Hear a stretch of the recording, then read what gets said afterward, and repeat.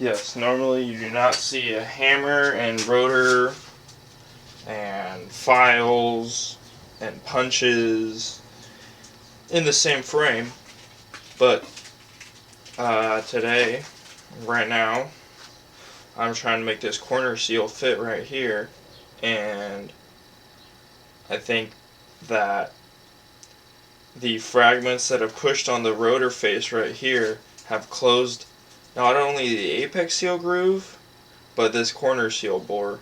So to make this fit, which it fits in all the other ones, so it's not the corner seal that's faulty, fits in there, and it doesn't fit in here. So what I've just tried doing, putting this chisel here, or this, not chisel, but the punch, taking this hammer and going like that to make the hole bigger, and then I've also been sanding it down in there to make it bigger. Scary, but if it works, then I have it on video that I rebuilt an RX7 engine by sanding the rotors down. It says in the manuals online that if the corner seal bore is out of spec, to replace the rotor. But this is the replacement rotor, so we're going to use it. Worst case scenario, if I really fuck this up and it doesn't work, I'll buy a new rotor and then I'll have peace of mind. So that hammering is supposed to pull this out a little bit, but the punch is making a little marking on the inside here, so I'm just sanding that smooth with this spark plug file.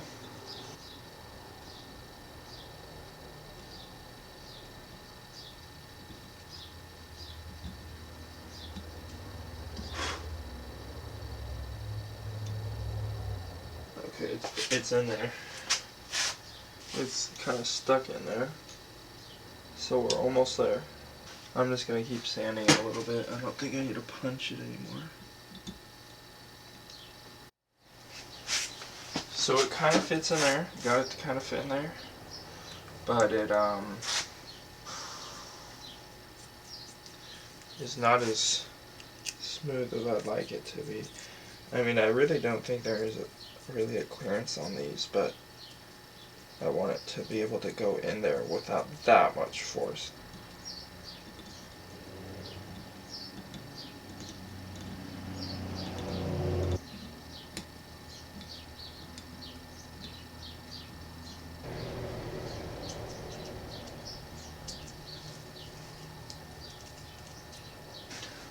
So yeah, like I said, if my car works, I'm going to be pretty happy that this fucking hack job came through. Yeah, that fits in there. That's still a little too tight, I think. Okay, I think that's going to be good enough. It moves around pretty easily. So I actually almost really messed up. I'm going to clearance the corner seals so that when there's the spring under them, push it down and it pops back up. Hopefully you can see that. So that's how I'm going to make all of them. Alright, so here is the apex seal and the one that we just hammered open a little bit and sanded open a little bit, checking the clearance, and it definitely opened up this whole side was pushed in. The chisel made a little dent on the inside of here.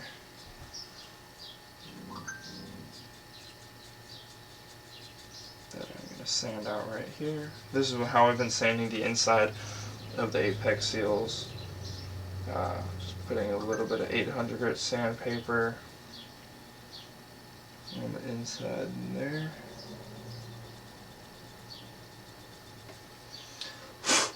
And then when it really isn't going, I just use the file without the sandpaper, and then use the sandpaper to finish it down. Okay, that feels better. Let's check it. Perfect.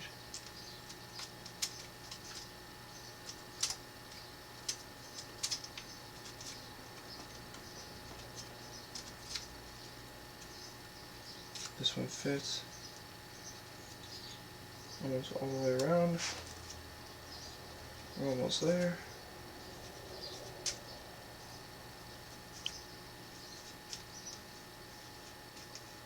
This one's good. Okay, that's the first one that I've clearanced perfectly. I was thinking I was going to get another rotor, but I might be able to use this one if I can, you know, sand the inside of everything. It's a fine rotor, except for these grooves, if that's in focus.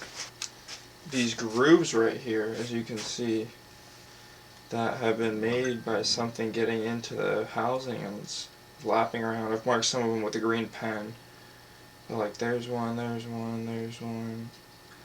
But when they happen right here, they push in this wall and they close this gap right here. So I had to sand that down. The seal, the apex seal is riding on the housing, so there's going to be little divots right there where stuff can happen. But I don't think it's going to really affect it that much. This apex seal fits in there just like it does with the rotor that I'm reusing, the good rotor. And I've clearanced everything to that one, so that one was running fine, so this one should hopefully be just as good. I gotta do the bottom two, that front one and the back one. That one's not that bad if that's in focus. I might tackle this one first. The main groove we're dealing with here is right around here. Something got pushed right around here. This is where it's the most beat up. Little bit something right here and here. A little bit something right there, and just a little bit right there. Corner seals fits in both of those. So the only procedure I need to do to this one is sanding the inside of this. And I can feel that. This is a broken side seal that I got from a friend to just help, you know, use as like a little pick to clean stuff. But you can run this in here and you can feel that it's not smooth. It, you know, it's a little bit rough and it's bumpy, which is supposed to be flat. And I've been looking down the sides and you can see a little bit of waviness in the metal, so I'm gonna sand that one down. Apex seal does fit, I believe. Yes, but as you can see, almost as smooth, but not nearly as smooth. So I'm gonna sand those down a little bit more. Do it on the other two, and we'll see if I can finish that up. Then thanks for watching. I just wanted to record this process, and when I get the car running, this will be proof that I did it. Sweet. Thanks, guys.